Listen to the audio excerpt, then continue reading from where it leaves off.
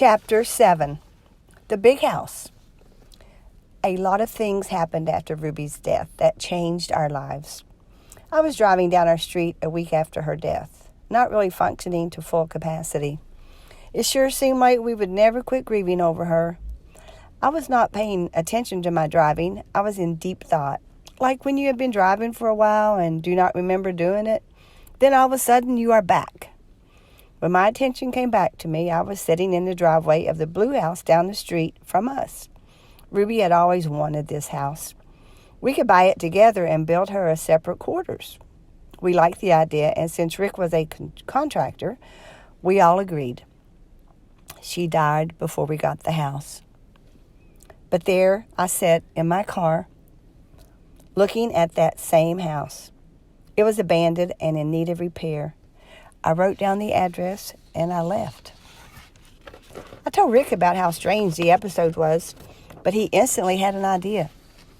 He asked me to call the real estate man we had contacted many years before about the blue house. It was in the afternoon by this time. When I called to ask about the house, I told them I had talked to them about this same house many years before.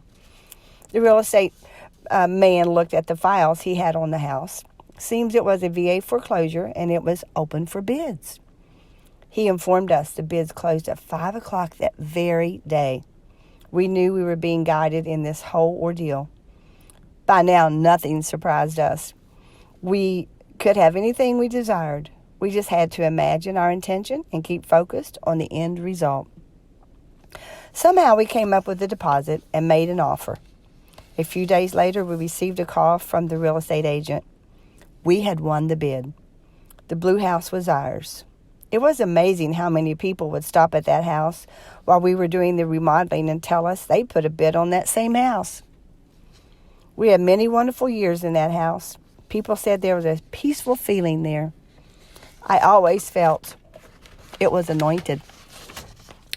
Rick created a beautiful home there, which ended up much bigger than expected. It was not blue anymore, and we always called it the big house. During this time of my life, I had been attending a Baptist church, which made my mom so happy. I must admit, I was not excited about it. What I found exciting were teachings by Wayne Dyer and Deepak Chopra, Louise Hayes, and Kenneth Hagin, just to name a few. We were taking Thanksgiving dinner to some friends' house that were some of our church friends. I told them I had a real treat to share after dinner. I put on a CD by Deepak Chopra. Needless to say, they felt offended by his teachings, and the evening ended early. Our relationship was never the same. Some people do not have open minds. As stated earlier, religion separates, judges, and condemns. I never look back. Some relationships are for a lifetime. Some relationships are for a season.